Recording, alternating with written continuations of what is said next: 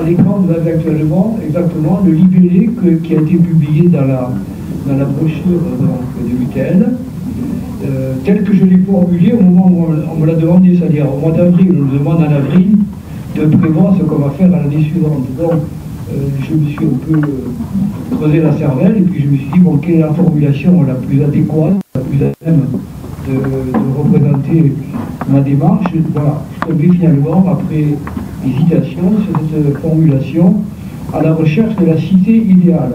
J'ai hésité entre cité idéale, ville idéale, ville rêvée, par exemple, vous voyez, parmi les idées que j'avais en tête.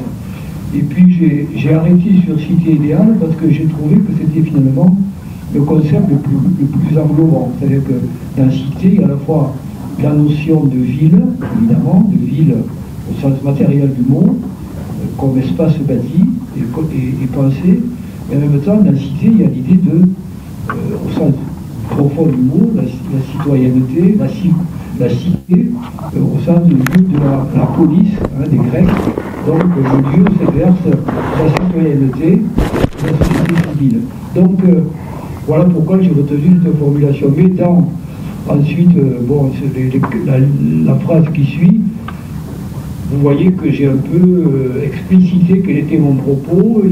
On parlera d'utopie, des utopies, bien entendu, ça va être un point important que je développerai, mais dans l'utopie, je ne vais pas passer en revue la kyrielle des centaines d'utopies qui ont été écrites au cours de l'histoire. Non, il n'en est pas question.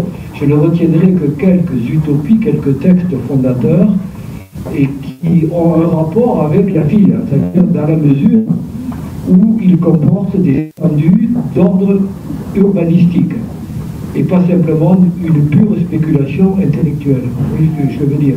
Voilà. Sauf exception. Mais en gros, c'est ça mon idée. Donc, c'est essayer de naviguer entre les diverses pensées de type utopique qui ont émaillé l'histoire des idées au cours des siècles, depuis l'Antiquité, en gros, depuis Platon précisément, jusqu'à nos jours, et le mêler avec la pensée urbanistique telle qu'elle s'est concrètement déroulée, notamment à partir de la Renaissance, principalement, à partir du XVIe siècle et de l'âge classique en Europe, jusqu'au cours du XXe siècle, où il y a toujours des grands projets urbains. Rappelez-vous ce que je vous ai déjà dit sur Le Corbusier, par exemple, et la pensée de Le Corbusier autour de la ville radieuse dont il rêvait. Donc voilà, en gros, quelle a été ma démarche d'ensemble. Donc je vais être amené à parler à la fois d'utopie et de réalité concrète réalisée sur le terrain. Par exemple, la ville haussmannienne ou l'extension de Barcelone au XIXe siècle, qui sont des exemples très précis de pensée urbaine en acte. En gros, voilà ce que je veux dire. Alors, maintenant, je vais vous présenter en gros le contenu que j'ai prévu pour cette année, avec les différentes la progression que j'ai prévue. Voilà. Aujourd'hui, donc, on va parler de l'Antiquité. Alors, j'ai choisi un plan chronologique. Après, bon, j'ai essayé de trouver d'autres plans possibles que celui-là, mais finalement, je me suis dit, c'est rassurant pour tout le monde et c'est plus simple à traiter. Et en même temps, il y a une cohérence d'ensemble à choisir une progression d'ordre chronologique, parce qu'effectivement, on peut découper dans l'histoire, en tout cas, de l'Occident, en gros, puisque d'où je parle, comme dit Lacan, je parle de l'Occident, de l'extrême Occident du vieux monde, et donc ce que je vais pouvoir dire, c'est ce que peut dire quelqu'un qui a vécu dans une sphère culturelle particulière, qui est l'Occident, influencé par la pensée judéo-chrétienne au cours des siècles, et d'autres formes de pensée, mais originellement celle-là. Et donc je me suis dit que finalement, organiser un plan chronologique appuyé sur des périodes cohérentes me semblait le meilleur moyen de traiter le sujet. D'où donc ce choix, une première séance autour de l'Antiquité gréco-romaine, une deuxième séance autour du Moyen-Âge, une troisième séance intitulée de la Renaissance aux Lumières, c'est-à-dire du XVIe siècle en gros au XVIIIe siècle. Ensuite, le XIXe siècle avec plusieurs parties. Une première partie consacrée à l'essor des utopies sociales de cette époque-là, notamment en rapport avec les idées socialistes qui émergent à ce moment-là, qui seront un des aliments importants de cette pensée utopique de l'époque, en particulier de la première moitié du XIXe siècle.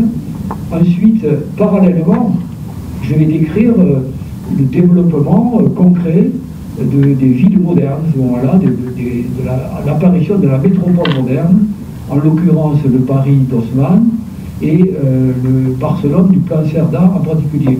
Si j'ai le temps, j'ajouterai un aperçu sur la ville américaine qui explose à ce moment-là, avec l'exemple de Chicago, par exemple, qui est quand même l'archétype de la ville américaine à ce moment-là, fin 19e, début 20e siècle.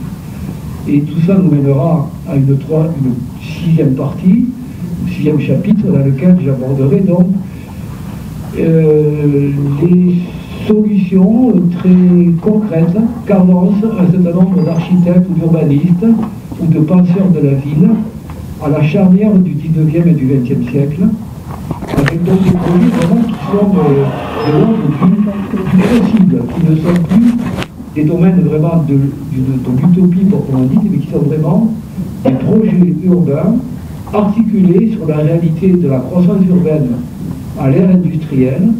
Nous sommes à la fin du 19e siècle, à la charnière du 20e, et il y a là donc toute une floraison de propositions très plausibles, qui ne sont pas de l'ordre du rêve, et qui méritent vraiment qu'on les étudie de près, parce que en grande partie, elles ont constitué le fondement de la pensée des architectes modernes qui vont suivre, la génération qui suit, après la guerre de 14, dans les années 20 et 30. Donc on parlera, vous le voyez, successivement, notamment de Tony Garnier, l'architecte urbaniste lyonnais, du madrilène Arturo Soria, l'inventeur de la cité linéaire, et surtout le britannique, l'anglais Ebenezer Howard, qui est l'inventeur du concept de cité-jardin, qui va faire fleurir dans toute l'Europe, notamment en France. C'est pourquoi que je consacre un paragraphe à l'essor de la cité-jardin en France, avec l'avatar français, on pourrait dire, de la cité-jardin. Ensuite, donc, nous allons rentrer dans une période particulièrement riche pour la pensée urbaine et les projets de ville idéale, si on veut, avec en particulier ce qui est souvent négligé dans les questions de l'architecture. Je consacrerai une séance, je pense probablement, à ce qui se passe en Russie soviétique à ce moment-là, après la révolution bolchevique de 1917. Vous savez peut-être que ce pays a connu un formidable bouillonnement intellectuel et artistique qui a donc donné lieu en particulier à de multiples projets urbains qui étaient en rapport avec l'utopie politique qu'était la construction du socialisme tel qu'il était envisagé, au moins dans la première décennie, disons, qui suit la révolution de 1917, pendant les années 20. Nous passerons à l'Allemagne, qui connaît à ce moment-là aussi un fort mouvement d'idées autour des questions urbaines. On a déjà vu ensemble le Bauhaus et la pensée qui l'anime, mais j'aborderai d'autres points que le Bauhaus dans ce chapitre. Ensuite, bien sûr, l'incontournable Le Corbusier, on y reviendra, avec là, centré uniquement sur sa pensée urbaine, qui s'exprime notamment dans ce projet de ville radieuse qu'il a lui-même intitulé au cours des années 30, et qui se concrétisera par la rédaction de la fameuse Charte d'Athènes, rédigée en 1933 à l'issue du 4e congrès des congrès internationaux d'architecture moderne. Voilà pour ce programme modernité. Et puis un peu à part, on fera un saut aux États-Unis où dans la pensée de Wright s'élabore aussi progressivement une vision de la ville qui prendra le nom successivement de Usonia et de Brodex City, qui est son grand projet qu'il élabore au cours des années 30. Donc, alors qu'en Europe, on se pose les questions de manière tout à fait différente, lui, vous le verrez, a une vision tout à fait personnelle et particulière de ce que peut être l'avenir des villes. Et nous arriverons donc à une période beaucoup plus contemporaine, avec en particulier les années 50 à 70-80, qui sont aussi très riches en projets urbains, avec des réalisations concrètes, en particulier le phénomène des New Towns en Angleterre, qui prolonge d'une certaine manière le mouvement des cités-jardins amorcé au début du XXe siècle. L'aventure des villes nouvelles en France, que je mettrai, vous verrez, en rapport avec la pensée de l'aménagement du territoire en France à ce moment-là.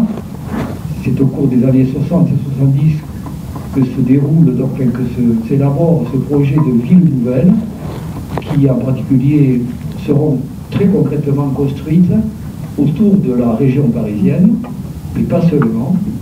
Et puis, vous le savez sans doute, c'est l'époque où émergent les pays neufs, les pays qu'on appellera bientôt les pays du tiers-monde, qui s'émancipent de la tutelle coloniale ou de la tutelle européenne en général, et qui donc construisent un certain nombre de capitales nouvelles, avec parfois une idée justement d'imaginer une ville à la fois moderne et qui reflèterait le désir de changement dans ces pays. Donc je prendrai l'exemple de Chandigarh en Inde, où on va retrouver le Corbusier, que j'ai déjà traité dans un cours précédent, je le reprendrai ici sous une autre forme.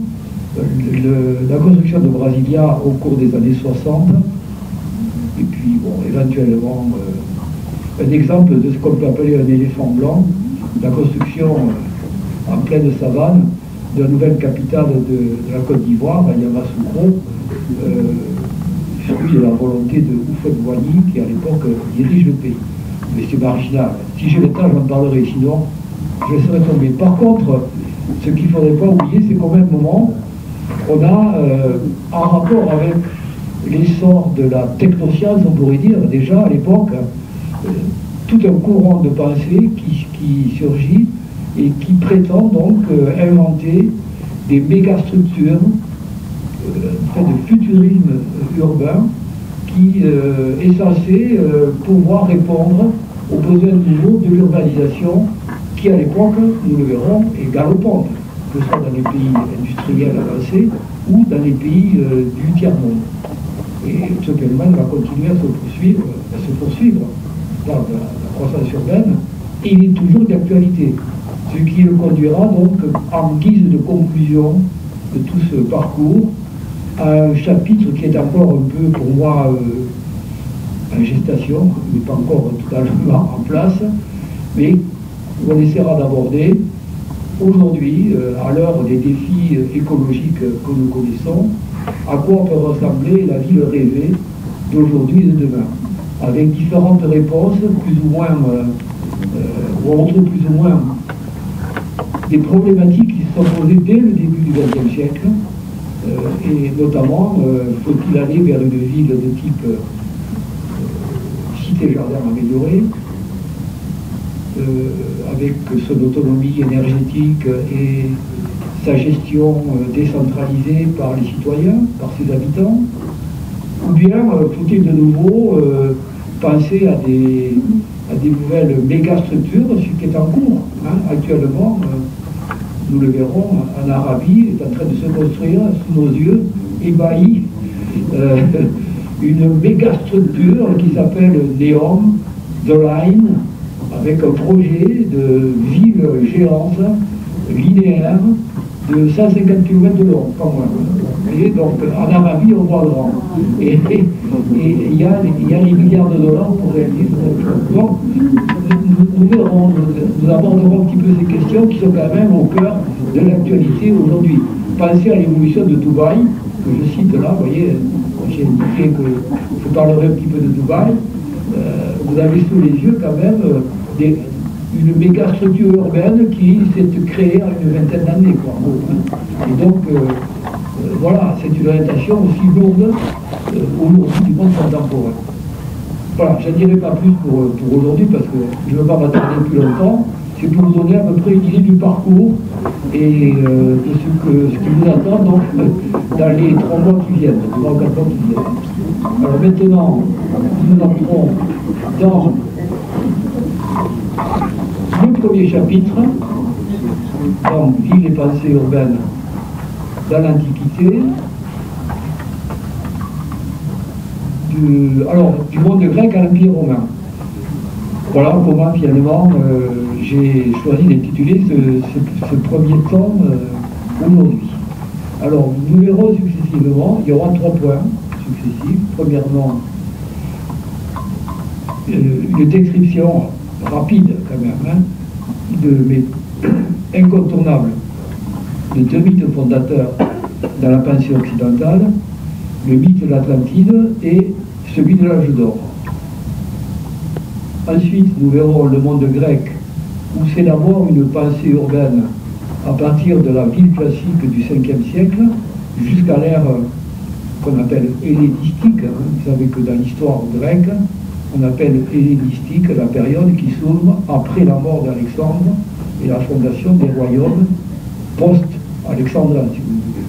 Donc ça, c'est la période hellénistique au cours de laquelle se développe la ville d'Alexandrie qui est devenue elle-même une véritable mythe, une légende, hein, urbaine qui traverse les siècles, voire les millénaires. Et troisième point, nous verrons ce qui se passe dans le monde romain avec une pensée urbaine concrète à l'œuvre en relation avec un projet politique qui est celui de la romanisation de l'Empire. Donc, comment les Romains ont pensé la création urbaine en relation avec un projet politique précis. L'intérêt d'étudier en particulier la ville romaine. Alors, commençons par le premier point, avec donc les 2 mythes fondateurs que sont l'Atlantide et l'âge d'or. Alors, ce mythe de l'Atlantide, il est introduit pour la première fois dans notre pensée, dans notre culture occidentale, par Platon lui-même, puisque c'est donc dans plusieurs écrits, dont le Critias, de Timée, et aussi dans la République, que Platon fait allusion à cette fameuse Atlantis, cette île légendaire qui aurait existé des milliers d'années auparavant, et donc il écrit à la fois la fondation, l'organisation, et aussi sa fin tragique, puisque vous savez, l'Atlantide a été engloutie par la colère des dieux, et elle a disparu en une nuit et un jour, selon le récit légendaire. Alors, ce récit nous intéresse beaucoup parce qu'il est à la base d'une multitude d'avatars, y compris jusqu'à aujourd'hui, dans la littérature populaire, sur Internet, il y a encore beaucoup de traces de ce mythe d'une cité engloutie, d'une cité disparue, et qu'on retrouverait. Vous voyez, bon, il y a tout ça, hein, fait partie un peu de notre culture populaire en général, et même de notre culture savante. Voici ici un document qui est intéressant, il date du XVIIe siècle, vous voyez, et il prétend cartographier ce qu'était donc l'île d'Atlantide, décrite par Platon. Il écrit d'ailleurs ici, en latin, Situs insulae Atlantidis, sur la mer, etc., telle qu'elle est décrite par Platon, ici, vous voyez. Et donc, on a une représentation concrète de à quoi où se trouvait l'île d'Atlantide. Alors, vous voyez comment est reçue la carte. En fait, il faut la lire à l'envers. Le nord est en bas par rapport à nos habitudes de lecture, et la flèche ici. Donc, ici, l'Espagne, la péninsule ibérique, et ici l'Afrique. Donc, l'île Atlantide, comme son nom l'indique, est située quelque part au-delà des colonnes d'Hercule, qui sont ici. Et donc, c'est elle qui a donné son nom à cet océan, qui fut longtemps inconnu, mystérieux, surtout pour les Grecs, probablement, et où il était donc plausible de pouvoir imaginer, quelque part, au large, au loin, isolé des hommes, une civilisation différente et supposée idéale. Pardon, je sens que c'est la reprise. Mon côté n'est pas encore tout à fait chauffé. Bon, alors, je vais vous rappeler quand même, j'ai noté, je présente de noter un petit peu, pour vous le rappeler à tous, comment est décrit la fondation de cette Atlantis. Donc, dans la légende, Poséidon s'unit à Clito, d'où il résulte 5 lignées de jumeaux masculins, ce qui nous fait 10 royaumes, chacun étant attribué à un de ses jumeaux. L'un d'entre eux s'appelle Atlas, et l'origine du mot et du concept. Donc, les royaumes qui sont issus de ce partage sont gouvernés par des souverains sages, pondérés. Ce sont les Atlantes, les fameuses Atlantes. Et ils sont vertueux, justes, et ce qui permet d'atteindre l'âge d'or, au cours duquel est fondée justement une cité idéale qui porte le nom d'Atlantis. Mais patatras, comme dans les contes, il y a toujours le revers de la médaille, et au bout de certains temps, ces royaumes vont se lancer dans une frénésie de conquête. Ils vont donc bousculer l'ordre ancien, de quelque sorte, l'ordre qui était établi à partir de la volonté divine, et ils vont se lancer dans ce qui est le commun des hommes, c'est-à-dire l'hubris, comme l'appellent les Grecs, dans la démesure. Et donc cette démesure va les conduire à leur perte, puisqu'ils vont rencontrer en face d'eux une puissance qui va contrecarrer leur projet, c'est-à-dire Athènes, une Athènes primitive, hein, tout à fait légendaire, qui aurait stoppé les ambitions conquérantes des Atlantes. Mais, bon, tout ceci a mécontenté fortement Poséidon, et donc, je ne sais plus si c'est Poséidon ou Zeus, l'un ou l'autre, pour punir donc l'arrogance de ces Atlantes, décide de détruire la cité et donc l'engloutit sous les flots. Voilà. En gros, voilà le récit légendaire tel qu'il résulte des différentes sources que l'on connaisse. Alors, ce qui est intéressant, donc, après, c'est de réfléchir un petit peu aux caractéristiques de ce lieu. D'abord, donc, c'est une île-continent qui se situe donc au-delà des colonnes d'Hercule, comme je disais tout à l'heure, et qui, en plus, est entourée par des espaces intéressants, notamment, voilà une autre carte du imaginaire du XVIIIe siècle, avec en particulier le fameux jardin des Hespérides, qui est aussi dans d'autres récits légendaires, hein, on le retrouve dans les récits autour d'Héraclès, etc. Donc, y compris même Ulysse, dans l'Odyssée, il y a des allusions au jardin des Hespérides. Donc, c'est un lieu qui est d'abord apparu dans le récit autour de l'Atlantide. Donc, dans ce jardin des Hespérides,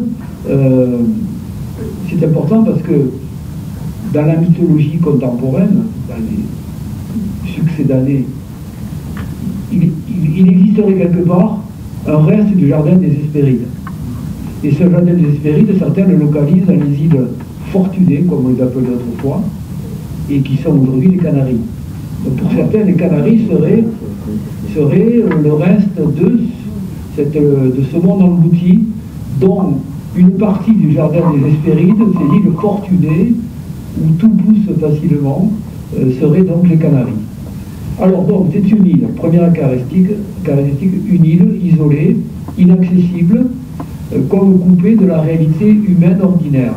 Voilà quelque chose qui va devenir aussi assez constant, postérieurement, dans les récits de type utopique, y compris par le récit éponyme, l'utopie de Thomas More, dont je vous parlerai plus tard, et où précisément on évoque une île où une collectivité a élaboré une société idéale et un régime politique idéal.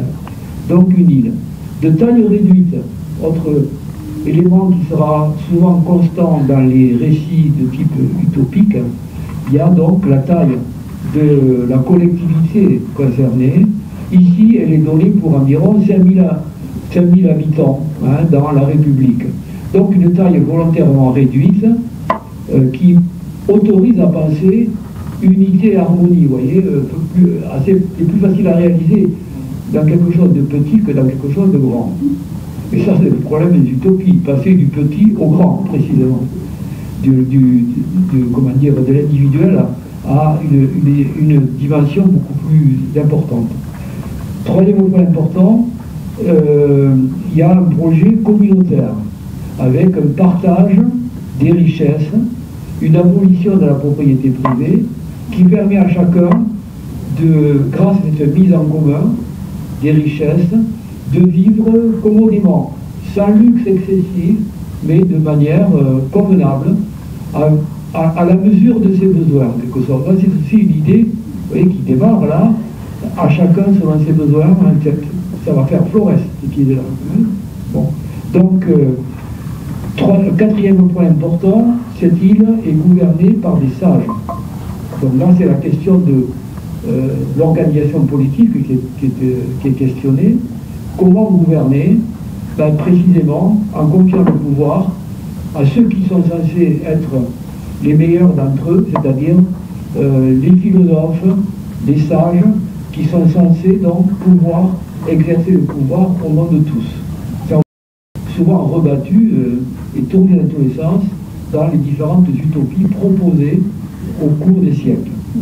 Et enfin, dernier point, il n'y a pas dans ces récits de description précise de type urbain ou architectural qui pourrait appuyer le propos.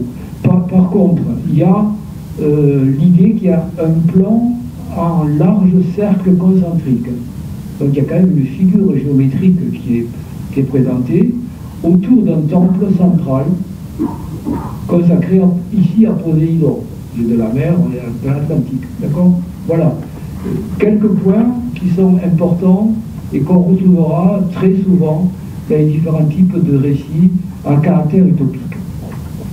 Je vous cite précisément un passage du Critias qui permet d'illustrer comment on peut imaginer le premier principe du bonheur qui est justement de ne manquer de rien sans rien posséder.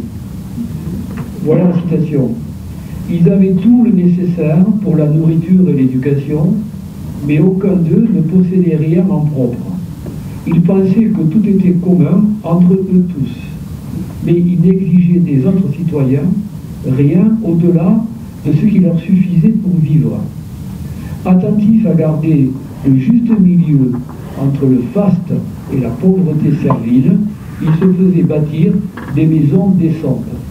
C'est la seule indication d'ordre architectural, si on peut dire, des maisons décentes. Mais vous voyez, tout ce texte pour illustrer donc cette notion d'équilibre obtenue grâce à la renonciation, en quelque sorte, à la propriété privée. Ce sera une des questions clés à travers les utopies, à travers les siècles, que celle précisément de la propriété des biens et des richesses. Voilà. Alors, deuxième thème important, qui est concomitant, c'est le mythe de l'âge d'or. Il y aurait eu donc un âge d'or qui est dont les sources dans la littérature de l'Antiquité sont Hésiode, le poète grec Hésiode qui a vécu au 8e siècle avant Jésus-Christ, dans son recueil appelé Les Travaux d'Élégiaux. Et on le retrouve également dans la littérature latine, chez Ovide en particulier, dans les Métamorphoses. Là, mais là, on est au 1er siècle avant Jésus-Christ, je ne me trompe pas, avec Ovide. Donc on est des siècles plus tard. Et ce qui vous indique la permanence déjà au sein des cultures de l'Antiquité gréco-romaine de cette thématique, de l'âge d'or. Il y a eu un âge d'or. Et donc, cet âge d'or, il suit immédiatement la création de l'homme, lorsque Chronos règne dans le ciel. Et donc, c'est un temps d'innocence qui est caractérisé par l'abondance et, comment dire, le bonheur de vivre. le printemps éternel.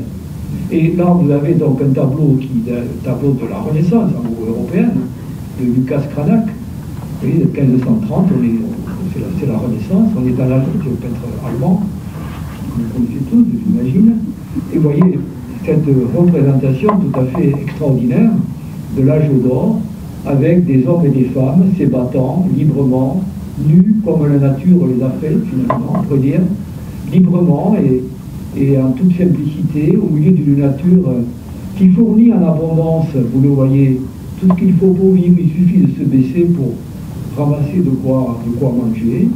On vit au milieu des animaux, de la faune sauvage.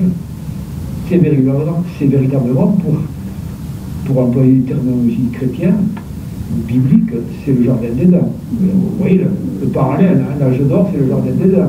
Ça va devenir, ou c'est devenu en même temps que chez Hésiode, le jardin d'Éden biblique, évoqué par la Bible, par l'Ancien Testament. Donc, il y a donc toute une floraison littéraire et iconographique autour de ce thème de l'âge d'or, qui me semble ici superbement illustré par ce tableau de Cranach. Et donc les hommes naissent et vivent sans souffrance, ça c'est essentiel, sans souffrance. On meurt comme on s'endort. La mort n'existe pas, on se couche, on meurt, et puis voilà, c'est tout. Et il n'y a pas de souffrance. En gros, voilà l'évocation de l'âge d'or. Donc, s'il y a un âge d'or, ça suppose qu'il y a d'autres âges.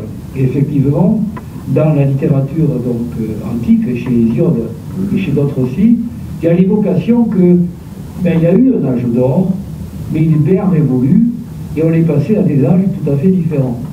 Et en premier lieu, chez Hésiode, il y a 5 âges différents. Chez d'autres auteurs, il y en a 4. Que ce soit 4 ou 5, c'est pareil. Donc l'idée est la même, c'est que progressivement, ça se dégrade, bien entendu. C'est le thème de la dégradation par rapport à un âge d'or supposé. Et voilà, le même Lucas Cranach peint à côté du premier tableau un deuxième tableau qui est l'âge d'argent. Déjà, vous voyez que ça tourne un peu mal. Hein. Fini l'ambiance bucolique, agreste et sympathique du premier tableau, si on veut. Vous voyez que la violence est apparue, que les hommes déjà se combattent, sans doute pour des richesses, on peut supposer, et puis ils sont condamnés à travailler.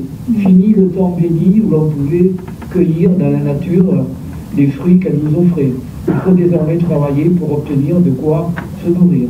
Donc, c'est la malédiction de l'Ancien Testament, vous connaissez tous le topo. Donc, voilà comment ces termes s'élaborent et apparaissent dans la littérature et dans la mythologie générale. Ensuite, donc, troisième âge, après l'âge, la race d'argent, qui donc, coupable d'hubris, là aussi, comme dans le terme de l'Atlantique, connaît mal et douleur, c'est le début de l'agriculture. Elle est ensevelie par Zeus, qui est courroucé de voir ces hommes oublier de rendre hommage aux dieux. Et on passe à la race de bronze, l'âge du bronze, qui est la race guerrière, bronze, et qui finit par s'anéantir elle-même. Apparaît à ce moment-là la race des héros. Mais vous savez que les héros sont des demi-dieux engendrés par les dieux immortels qui subissent à des mortels, qui définissent donc un quatrième âge chez Hésiode. Et puis on finit par l'âge de fer, qui est l'âge actuel, comme vous savez. Voilà. D'après donc, on a une vision un petit peu, comment dire, presque cyclique du temps. On peut imaginer que on pourra peut-être revenir à l'âge d'or si le cycle se poursuit et que donc, grâce à un éternel retour, vous connaissez le terme de l'éternel retour, on retrouvera peut-être un jour un âge d'or tel que celui qui est décrit dans les textes fondateurs. Alors, ça c'est bon, l'élaboration et l'histoire du mythe à travers les siècles de l'Antiquité, je dirais, jusqu'à la Renaissance. Mais ce thème de l'âge d'or et de la possibilité d'arriver à un âge d'or un jour va faire donc son apparition dans la littérature et les utopies du XIXe siècle, je pourrais dire qu'il va être transposé finalement dans la grande utopie, le grand mouvement de l'utopie socialiste, hein, qui finalement pourrait se résumer à l'idée qu'un âge d'or est possible, mais il n'est plus derrière nous, il est devant nous. L'âge d'or, c'est ce que nous pourrons bâtir grâce à nos combats, à notre volonté de sortir de l'âge de fer et d'entrer de nouveau vers un âge d'or. Et regardez ce tableau que j'ai découvert en furetant évidemment dans les histoires de l'art, etc. Je le connaissais bien sûr, mais j'ai essayé de l'exhumer pour vous le montrer au cours de cette séance. Nous sommes à la fin du XIXe siècle, vous voyez. Ça c'est à la mairie de Montreuil, donc banlieue ouvrière de Paris à l'époque. Ça figure donc dans une des salles d'honneur de la mairie. Vous voyez les dimensions du tableau, hein, 3 mètres sur 4, c'est vraiment un grand tableau, peint par Paul Signac, donc vous savez, qui était un des grands maîtres du courant qu'on appelle post-impressionniste, pointilliste, avec Seurat, par exemple. Hein. C'est les deux noms les plus connus de ce courant. Donc Paul Signac, qui visiblement était assez proche l'idée du courant ou socialiste ou progressiste de la fin du XIXe siècle, a donc peint un tableau tout à fait intéressant qui s'appelle Autant d'harmonie. Et vous voyez, ça c'est le titre complet du tableau, hein. C'est pas moi qui l'ai ajouté, c'est le titre même du tableau, Autant d'harmonie. Donc on va retrouver l'harmonie. L'âge d'or n'est pas dans le passé, il est dans l'avenir. Tout est dit. Hein, l'essence de la pensée socialiste, progressiste du XIXe siècle est là.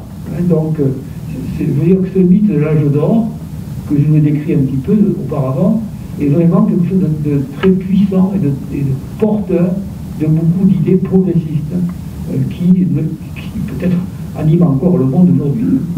Alors voilà ce tableau qui est très beau, parce qu'une facture magnifique, vous voyez. On pourrait examiner en détail tous les coins du tableau. C'est vraiment, sur le plan symbolique, c'est tout à fait magnifique. De même que certains tableaux d'ailleurs de Seurat respirent aussi comme ça une harmonie. Si vous pensez au dimanche à la Grande Jatte, hein, qui est le plus connu de Seurat, il y a aussi cette atmosphère comme ça de calme, luxe et volupté, hein, comme à l'époque peindra aussi Matisse. Et ça m'amène à vous parler de quelque chose d'assez singulier, qui est un projet urbain qui a été pensé dans les années 80 par un architecte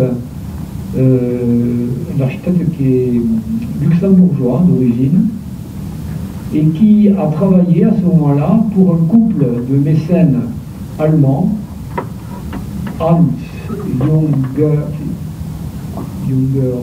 Müller et sa femme Elda, qui étaient apparemment deux riches collectionneurs d'art et marchands d'art probablement, installés à Stuttgart, et qui ont eu l'idée d'imaginer une ville consacrée aux arts, aux sciences, à la culture, et qui réunirait une sorte d'intelligentsia artistique, culturelle, mais aussi médecins, savants, et pourquoi pas hommes politiques, en vue de réfléchir à ce que pourrait être l'avenir du monde. Et pour ça, il propose de construire sur l'île de Tenerife, et comme par hasard, Tenerife. Je vous ai dit que dans l'imaginaire de certains, elle est le reste possible de l'Atlantide, évoqué dans l'Antiquité. Donc précisément dans l'île de Tenerife, ce couple donc, de riches mécènes allemands propose à cet architecte d'imaginer une ville, comme ça, une sorte de, on pourrait dire, une super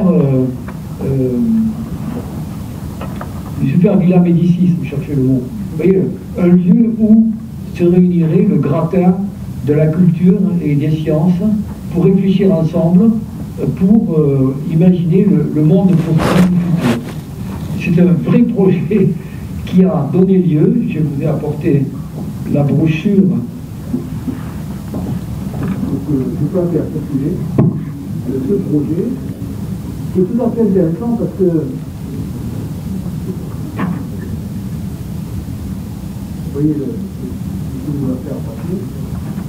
Vous pouvez l'appuyer dessus, vous verrez que Léon Krier, c'est un architecte très particulier qui, dès les années 70, a été très critique violent de la modernité incarnée par le mouvement moderne, notamment Le Corbusier, Grand Totem, et d'autres. Et donc il s'élève contre les désastres qu'ont entraîné l'application des principes de la Charte d'Athènes dans les villes contemporaines. Et il y en a même certains parmi disons, le courant qu'anime Léon Krier qui disent que le mouvement moderne a causé plus de dégâts dans les villes européennes que la Seconde Guerre mondiale. Et qui propose de reconstruire les villes dévastées par la modernité en s'appuyant sur ce qu'était la ville ancienne, organique, avec ses espaces publics à l'échelle humaine, avec un habitat également à l'échelle humaine, bref, qui veulent puiser dans ce qu'a été la ville européenne jusqu'à l'ère industrielle, les principes de la reconstruction de la ville moderne. Donc c'est une pensée qui est présente encore aujourd'hui dans les débats qu'il y a aujourd'hui pour quelle peut être la ville d'aujourd'hui face aux défis donc, des temps modernes, de l'environnement, etc. Beaucoup disent bon, il faudrait peut-être revenir à des principes urbains qui ont été ceux de l'humanité, de l'Europe par exemple, pendant des siècles, et qui ont produit ce que nous avons fait peut-être ailleurs dans la culture mondiale, c'est-à-dire l'invention de la ville européenne, qui est peut-être un des apports les plus importants de la culture européenne.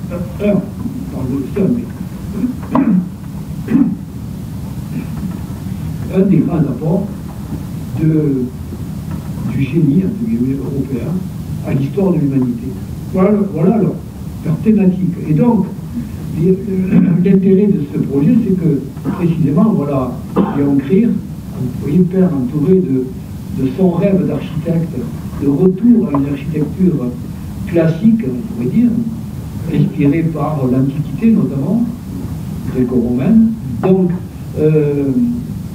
ce projet, le voici, concrétisé sous forme de... Il a fait une maquette, il a fait des plans, il a fait donc des coupes, des élévations, tout le travail d'architecte et d'urbaniste pour essayer d'imaginer une ville qui répondrait à ce programme.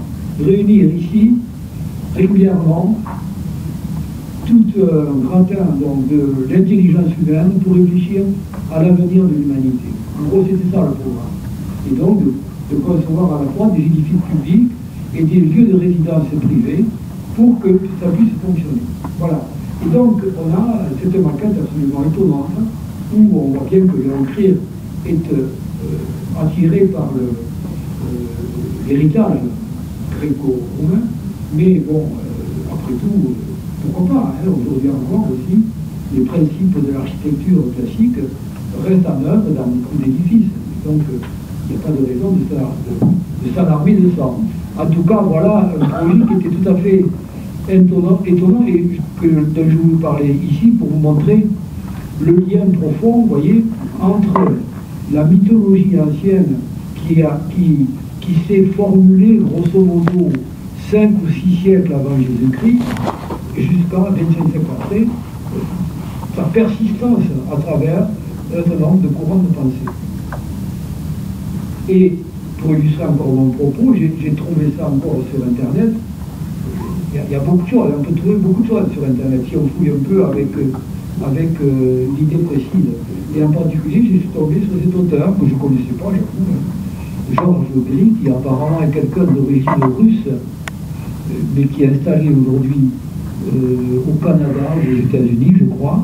Et vous voyez donc, le titre même est explicite, La cité perdue d'Atlantis. Voilà, une œuvre digitale sur Internet de 2014. Et vous en trouverez développé comme ça.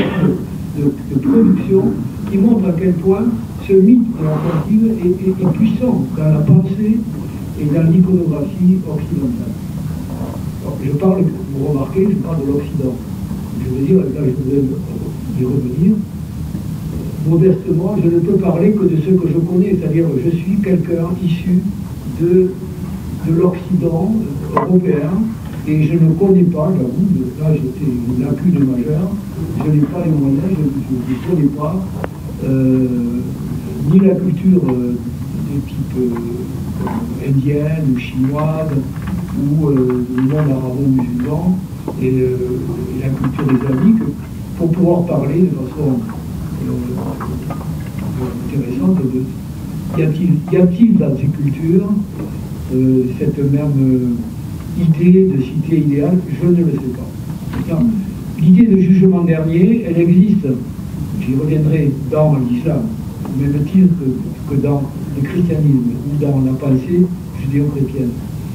Par contre, l'idée de cité idéale, de monde idéal, tout ça, je n'en sais rien.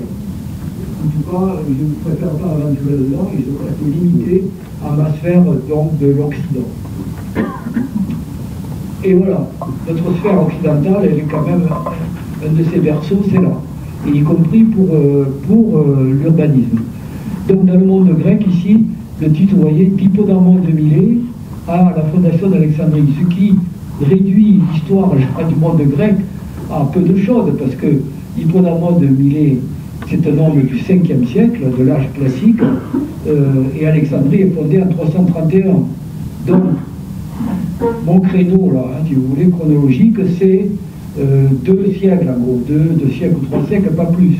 Donc, on va parler un petit peu de ce qui se passe à ce moment-là, dans ce monde grec, autour de la question urbaine, et de l'idée, y a-t-il, question basique, y a-t-il eu dans le monde grec l'idée qu'on pouvait élaborer, penser à une cité idéale? On n'a pas la réponse. On peut toujours dire qu'il y a eu l'idée, comme on vient de le voir chez Platon, qu'il y a eu une cité idéale, mais y a-t-il eu un projet explicite dans le monde grec réel, de cette époque-là, de penser à une cité idéale, ou en tout cas à une ville idéale? La question se pose, bon là, on est un peu dans la conjecture, on ne peut pas savoir, il n'y a pas de documents qui permettent de l'attester, il y a des réalisations qui permettent de dire, oui, il semblerait que les Grecs ont eu une pensée urbaine dans laquelle l'idée de perfection urbaine pouvait avoir sa place, mais on ne peut pas dire beaucoup plus que ça. Mais bon, là, on est un peu dans le domaine des mêmes hypothèses que celles que se posait cet immense historien de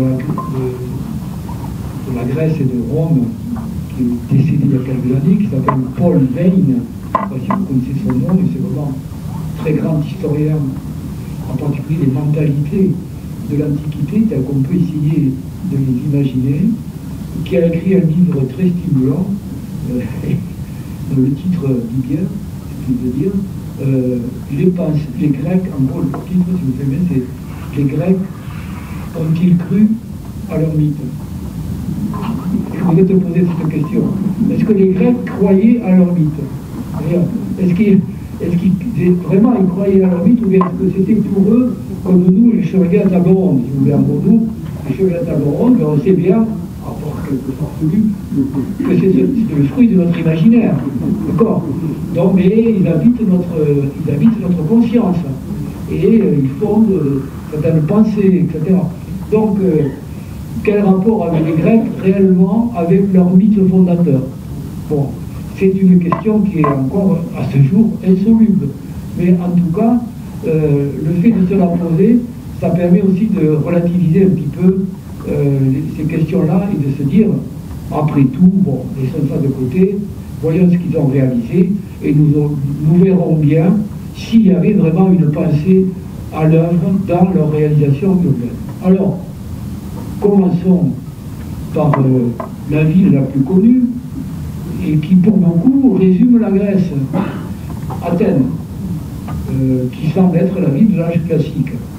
Mais nous sommes focalisés sur Athènes parce que, par son histoire, elle a joué un rôle important dans l'histoire de l'Antiquité, et puis par son organisation politique, elle est à la source de notre démocratie, du régime que nous avons choisi de construire progressivement dans notre sphère culturelle.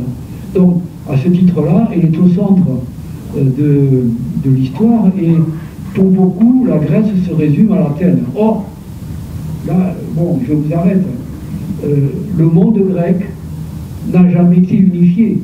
Il n'y a jamais eu d'unification du monde grec autour d'un État avec une capitale qui aurait symbolisé la centralité de cet État et qui aurait pu servir de modèle, contrairement à ce qui se passe dans l'Empire romain, que nous verrons après, et où l'URSS, la ville de Rome, a été une matrice. Ici, bon, le monde grec, vous devez l'imaginer comme un agglomérat informel de cités, chacune indépendante les unes des autres, non seulement indépendantes, mais souvent rivales, et qui se font la guerre, comme Athènes et Sparte, par exemple, bien connu, la guerre du Péloponnèse. Donc, est-ce qu'Athènes peut être considérée comme une ville modèle? Mais moi, je ne suis pas sûr. Par contre, on y trouve des éléments urbains qu'on peut ensuite retrouver dans diverses villes du monde grec, mais qui sont indépendantes de l'existence même d'Athènes. Alors, une acropole, élément important, une ville dans la ville sacrée, donc l'acropole, où se situe le principal temple, celui d'Athéna, aujourd'hui le Parthénon, mais qui a été précédé par d'autres temples. Ce Parthénon que nous visitons aujourd'hui, c'est celui qui résulte de la reconstruction d'Athènes après la guerre médique, après la destruction par les Perses. Donc, avant, il y avait autre chose. Ensuite, donc, au pied de l'acropole, un espace public qui s'élabore progressivement au cours du temps et qu'on va appeler l'agora, le lieu où les habitants se rencontrent, discutent et commercent aussi, puisqu'il y a à la fois des fonctions donc, juridiques et commerciales, avec en particulier, à proximité de l'agora, un lieu important qui est la Boulée où siège le conseil. Dans toute ville grecque, il y a une Boulée, c'est-à-dire le siège, on pourrait dire le conseil municipal de la ville, de chaque ville, et qui est donc un élément fondateur de la cité et d'identification. Il y a donc des portiques, comme celui-ci, qu'on appelle le stoa, où se déroulent, dans des galeries à l'abri des intempéries, des opérations commerciales. Et puis il y a un certain nombre de temples qui font partie donc du panthéon grec général, hein, qui sont dédiés à différents dieux importants du monde grec. Voilà. Et il y a bien sûr, le lieu où s'élabore la démocratie en acte, hein, la Plix, où se réunit l'Ecclésia, c'est-à-dire l'Assemblée des citoyens, lorsqu'ils sont appelés à se prononcer sur une loi ou sur une condamnation d'un citoyen qui, par ses actes ou ses comportements, s'est montré traître à la patrie. Donc là, ce lieu-là, il n'existe qu'à Athènes. Ce n'est que là qu'on a exercé ce type de pouvoir. Ailleurs en Grèce, on a des tyrans la plupart du temps, des rois, par exemple, mais pas du tout des formules de type démocratique. Donc, voilà ce qu'il y a de spécifique. Et c'est à partir de ce modèle-là qu'on peut se demander ce que ça devient dans le reste du monde grec. Alors, très concrètement, à quoi pouvait ressembler Athènes en dehors de cet espace public de l'agora et de l'acropole, où on n'allait pas se balader à l'acropole, hein.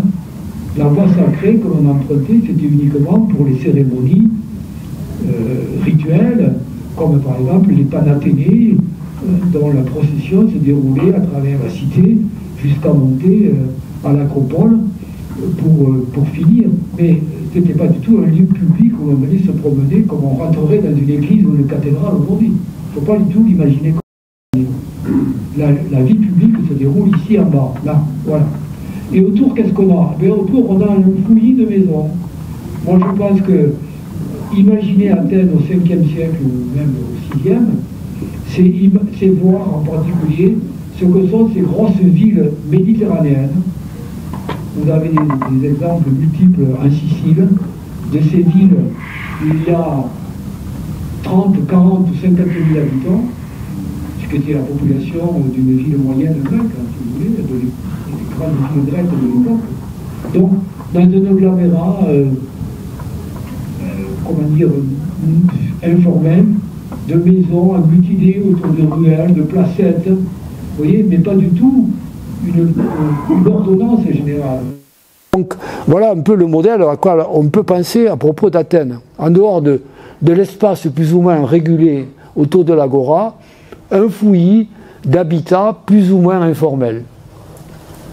Et voilà comment, aujourd'hui, on peut se le représenter à partir des travaux vraiment archéologiques. Ce que je vous montre là, ce sont des vues dessinées avec précision et peintes par un spécialiste qui s'appelle Jean-Claude Golven, vous voyez le nom ici, et qui nous laisse aujourd'hui, qui travaille sur les travaux des archéologues, et qui à partir des découvertes récentes essaie d'imaginer, un peu comme une vue virtuelle, à quoi pouvaient ressembler très concrètement ces villes de l'Antiquité.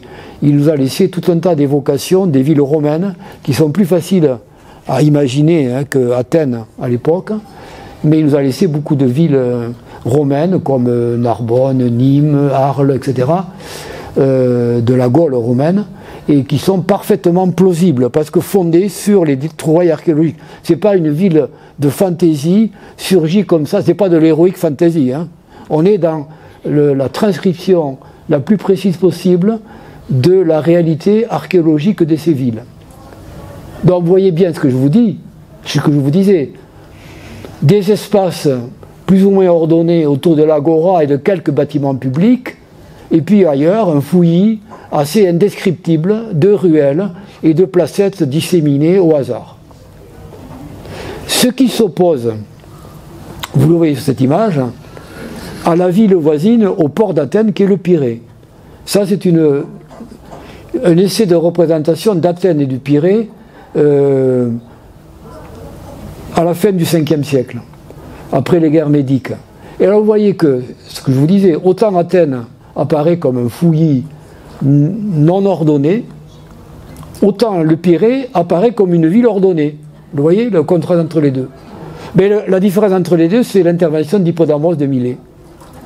Car, précisément, Hippodamos de Milet, qui, comme son nom l'indique, est originaire de la ville de Milet, en Asie mineure, aujourd'hui, en Turquie, aujourd'hui, ce qu'on appelle l'Ionie à l'époque, Hippodamos a été chargé de remodeler la ville du Pirée au 5e siècle. Et donc, il a adopté un plan orthogonal qu'il avait déjà pensé à propos de Milet, sa ville d'origine. Il va aussi remodeler à la même époque. Donc un plan orthogonal avec donc une trame géométrique régulière déterminant des îlots d'habitation, des zones précises consacrées à la ville sacrée avec ses temples et ses espaces dédiés, la vie économique avec le port et les ateliers annexes, on va dire, et puis la ville résidentielle par ailleurs. Donc il y a déjà dans sa pensée l'idée d'une ville non seulement ordonnée, mais comment dire, avec des fonctions différenciées dans l'espace. Un début de fonctionnalisme, on pourrait dire. Si on doit trouver quelque part les racines de l'idée du fonctionnalisme urbain, on peut le trouver chez Hippodamos de Milet. Mais il est resté dans l'histoire de l'architecture et de l'urbanisme comme l'inventeur du plan qui caractérise encore aujourd'hui le Pirée, du plan orthogonal. Et vous le verrez dans vos lectures, éventuellement, vous verrez qu'on parle souvent de plan hippodamien, pour désigner un plan caractérisé par une trame géométrique régulière. Voilà l'origine d'un certain type de ville, vous voyez, qui désormais est mise en ordre, au sens précis du mot. Il y a une mise en ordre de la ville en fonction de certains objectifs d'ordre économique ou social. Différencier des activités, différencier des populations et des classes sociales, on pourrait dire. Alors, ça, c'est un plan. Le plan du Pirée au début du XXe siècle. Et vous voyez combien, à travers les millénaires, quasiment, le plan hippodamien s'est transmis dans la vie du Pirée actuelle. Donc, en permanence d'une pensée urbaine. Alors, transportons-nous un petit peu quand même à Millet. Et là, bon, comme vous savez, j'ose de temps en temps vous proposer des circuits touristiques. Si vous avez l'occasion d'aller en Turquie, ne manquez pas d'aller vous promener du côté de l'ancienne Ionie, cette province qui était un des cœurs du monde grec, hein, autant qu'Athènes ou plus, peut-être même à une certaine époque, où il y avait des villes très brillantes, comme Milet, patrie de Thalès. S'il y a des géomètres parmi vous, ça doit leur dire quelque chose, le théorème de Thalès. Bon, donc ces villes brillantes comme Éphèse, et puis ici, Milet. Alors vous voyez, ici, cette région, il y a, vous pouvez faire un petit regroupé, là, un jour, c'est une balade d'une journée, tout à fait extraordinaire, où l'on peut visiter tour à tour 3 sites majeurs de cette région. Donc la ville de Milet, ce qu'il en reste aujourd'hui, la patrie d'Hippodamos, la ville de Prienne, qui est aussi un fruit de la pensée hippodamienne, et ici, la ville d'Édime, où il y a les restes d'un temple fabuleux, qui n'a jamais été terminé, mais qui, s'il avait été terminé, aurait été sans doute le plus grand du monde grec, avec des colonnes gigantesques, absolument hallucinantes, qui sont au sol aujourd'hui, et que on peut se promener au milieu de ces colonnes, ces morceaux de colonnes, ces boudins, vous voyez, de colonnes, absolument géants. Donc voilà, tout ça c'est à peu de kilomètres l'un de l'autre, et nous sommes au sud d'Éphèse. Vous voyez, Éphèse est juste une vingtaine de kilomètres au nord par ici. Alors, vous voyez ici une plaine, un golfe marin à l'origine, et là, c'est dans ce golfe marin que se jetait, et se jette toujours, le fleuve cher au cœur des géographes, qui s'appelle le Méandre. Bon, le fameux méandre éponyme, c'est là. C'est ce fleuve qui a donné son nom à ces circonvolutions qu'accomplit un fleuve quand il a du mal à trouver son chemin vers l'embouchure. Et effectivement, ce fleuve méandre a été le malheur de Milet et d'Éphèse, parce que progressivement, la plaine côtière a été comblée par les apports successifs des alluvions du fleuve, et elle s'est comblée progressivement. Vous voyez ici le rivage à l'époque hellénistique, puis à l'époque antiquité tardive, et le rivage actuel. Vous voyez en gros. Et donc vous voyez que Milet est à l'intérieur des terres, un peu comme Aigues-Mortes en Camargue. C'est un peu le même destin.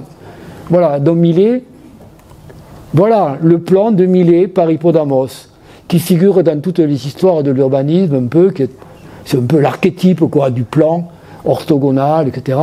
Celui qu'on appelle précisément le plan hippodamien. Et vous voyez à la fois les ports, les bâtiments publics, l'agora ou les agoras et les différents types de quartiers.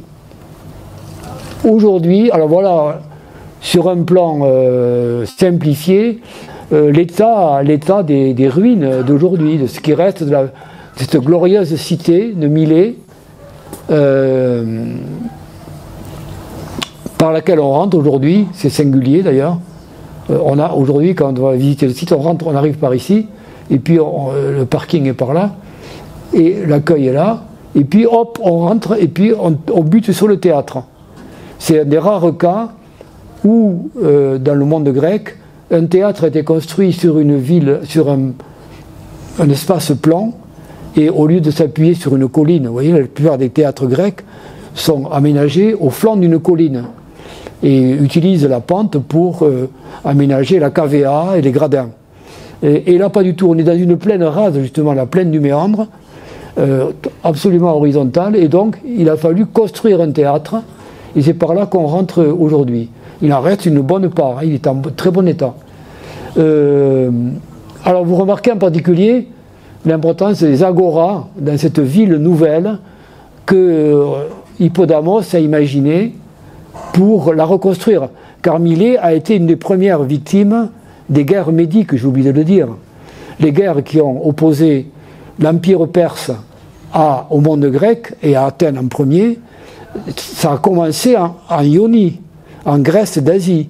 C'est la révolte des villes comme Milet, Éphèse, etc., qui a provoqué l'arrivée de l'armée perse pour mater ces villes et ensuite passer à la Grèce proprement dite, c'est-à-dire vers Athènes. Donc Milet a été d'abord détruite par les Perses et donc il a fallu le reconstruire. Et voilà pourquoi Hippodamos a été employé à ce moment-là. Alors voilà une maquette qui vous montre à quoi elle pouvait ressembler à son époque glorieuse, avec, vous voyez, en particulier cet effort de monumentalisation qui est caractéristique de ces villes qui évoluent à partir du fin du 5e et 4e siècle vers une forme nouvelle, on pourrait dire moderne, entre guillemets, pour l'époque, de ville, avec donc des espaces bien caractérisés et effectivement avec l'afflux de richesses pour une ville portuaire, l'effort qui se porte sur des monuments publics que la ville est capable de financer. Parmi ces monuments publics remarquables, ici, vous voyez, dans le fond de la maquette, la porte principale du marché principal. Ben, si vous voulez la voir maintenant, il n'est pas la peine d'aller à Milet, il faut aller à Berlin. Elle se trouve là, voilà, la porte Milet, hein, au Pergamon Museum, le fameux Pergamon Museum, qui je crois est aujourd'hui fermé, alors on n'y allait pas pour rien. Il est en rénovation, je crois.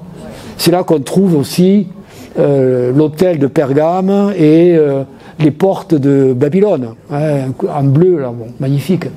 Et il y a aussi donc l'entrée du marché de Milet, qui a été démonté soigneusement par les archéologues allemands. Vous savez que les archéologues allemands étaient tout puissants dans l'Empire ottoman avant la guerre de 14, et donc ils ont consciencieusement démonté, avec l'accord du sultan, pas mal de monuments que l'on retrouve notamment ici à Berlin. Donc pour vous montrer la magnificence de cette ville, hein, voilà une porte de marché monumentale quand même assez extraordinaire. Et voilà aujourd'hui ce qui reste sur le site de cette pauvre ville de Milet. C'est assez émouvant, mais en même temps c'est un peu poignant, hein, d'être dans ce lieu qui fut si brillant et qui aujourd'hui se réduit finalement à peu de choses. Voilà le site de l'ancienne agora, vous voyez, envahi par les eaux du Méandre. Bon, mais visite très recommandable, que je vous recommande, hein, vraiment. Et non loin de là, en repartant vers le nord, au pied du mont Mical, ici, vous avez ce site extraordinaire, qui est le site de Priene, avec une acropole absolument extraordinaire, vous voyez, qui domine la ville, l'acropole perchée, qui domine la ville elle-même, et que l'on voit de très loin, très spectaculaire. Ça, c'est la plaine du Méandre, là, vous voyez, au premier plan. Et donc, à l'entrée du site, on a un très bon plan qui vous montre à quoi ressemblait la Priene, reconstruite au début du IVe siècle, dans l'esprit nouveau de ces villes d'Asie et plus tard d'Égypte. Donc voilà à quoi ressemblait Priene au IVe siècle, avec surtout l'adoption d'un plan donc orthonormé, fidèle au principe d'Hippodamos. Je vous donne les dimensions parce que je vais essayer de plier un peu mon barda. Alors ici, les dimensions exactes des rues de Priene. Il y avait 6 rues principales dans le sens de la longueur, si vous voulez, dans le sens plutôt est-ouest, je crois, là, qui avait 6 mètres de large, et il y avait 15 rues dans ce sens-là, de 3 mètres de large. Donc voilà le principe du découpage de l'espace en îlots réguliers, avec au centre l'agora, et en bas un stade et des installations de type thermal, qui seront installées plutôt par les Romains plus tard. Il y avait 80 pâtés de maisons qui étaient ici déterminés, avec des maisons par groupe de 8, en gros, dans chaque îlot, et quasiment toutes reliées à un système d'eau et d'évacuation des eaux usées. Donc, vous voyez, la modernité de la ville qui s'élabore à ce moment-là, dans ce monde grec qui se reconstruit après les désastres de la guerre, des guerres médiques et d'autres conflits postérieurs. Car, il faut dire, Alexandre aussi, il a vu sa part dans la dévastation des villes grecques. Il a mis le siège devant pas mal de villes, et Milet, dont on parlait à l'instant, a été assiégé par Alexandre. Donc, il y a eu beaucoup de malheurs pour ces villes. Alors voilà, maintenant une maquette où l'on voit bien comment la ville s'étage, vous voyez, le long de la pente de ce promontoire-là, et puis voilà quelques photos qui vous montrent l'état des lieux aujourd'hui avec, vous voyez, cette fantastique acropole qui domine la ville elle-même, le reste du temple d'Athéna, ici, le théâtre très bien conservé, pas de très grande dimension, mais de très bien conservé, avec en particulier, vous voyez, les sièges qui étaient réservés aux notables de la ville, et quels notables, en particulier, siégeaient ici dans le bouleterion, c'est-à-dire la salle de la boulée étant le conseil élu, en quelque sorte, par les citoyens de la ville, pour diriger, sur le plan administratif, la ville. Donc on pourrait le comparer à ce qu'est un conseil municipal, aujourd'hui en moins démocratique quand même. La procédure n'était pas tout à fait la même. Mais bon, je me suis amusé à prendre cette photo pour vous montrer à quel point, en Turquie aujourd'hui, on peut trouver des sites absolument extraordinaires qui sont restés dans leur jus et qui ont un caractère bucolique, qui auraient enchanté les romantiques du XIXe siècle. Vraiment, c'est des ruines romantiques par excellence. Voilà.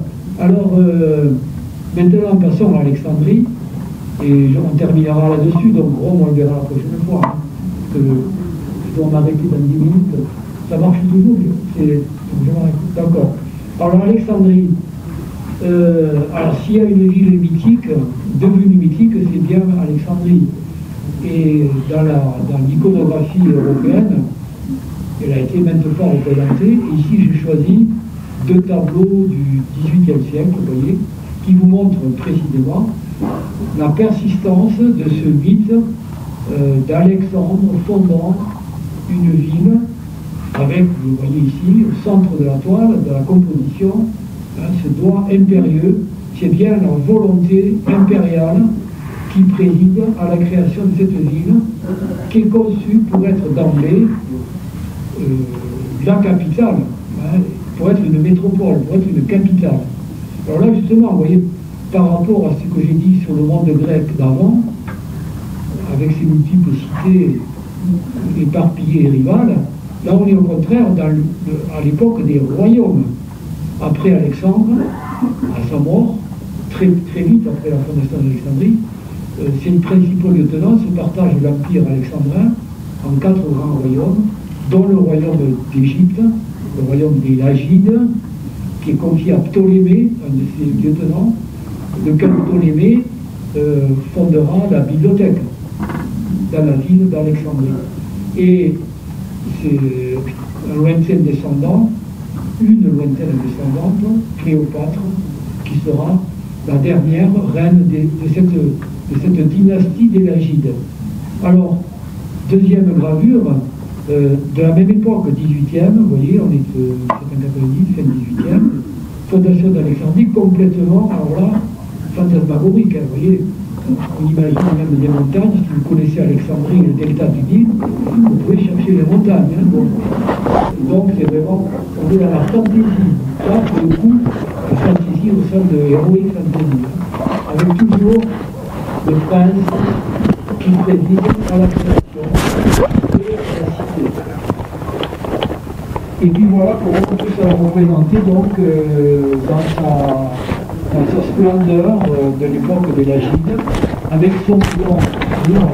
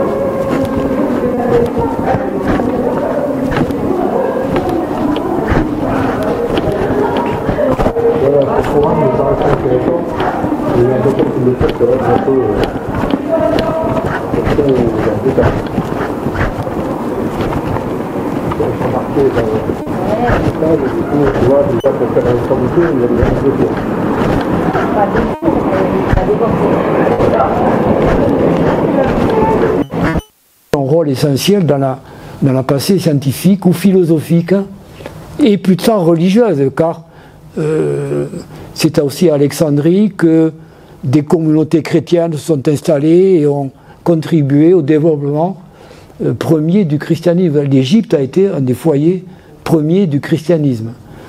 Bon, passons, je ne vais pas non plus aller trop loin. Et puis, je vais finir avec l'évocation de ce qui était précisément, qui symbolisait en dehors de la bibliothèque et de la partie, consacrée aux muses, les arts, qu'on appelait le muséon, le bâtiment consacré aux muses, d'où vient notre mot musée, bien sûr. Donc ça, c'était un lieu particulièrement important. Deuxième lieu, ce lieu du culte de Sérapis, qui était à la fois lieu de culte et lieu de culture. Il y avait aussi des bibliothèques dans l'enceinte de ce temple. Sérapis étant une création syncrétique un peu entre religion grecque et religion locale égyptienne, fabriquée par la dynastie égyptienne, et qui donc était entourée, vous voyez, d'un véritable lieu de culture, avec dans ses rayons des milliers de papyrus. N'oubliez pas qu'à l'époque, en Égypte, on écrivait sur le papyrus, et c'est là donc était consigné tout le grand héritage de la pensée hellénique des siècles précédents. Vous savez hélas que cette bibliothèque, comme d'autres bâtiments, ont été incendiés et que c'est une perte irrémédiable pour l'humanité. Voilà, alors je suis amené à m'arrêter là maintenant, puisque nous verrons donc la semaine prochaine maintenant la ville romaine, et j'embrayerai sur sur le Moyen-Âge à ce moment-là. Donc, bon, ben voilà pour aujourd'hui. Si cette vidéo vous a plu, vous pouvez nous rejoindre à l'Université du temps libre de Tarbes et de Bigorre à l'adresse utl-tb.info. Et n'oubliez pas, si ce n'est déjà fait, de vous abonner.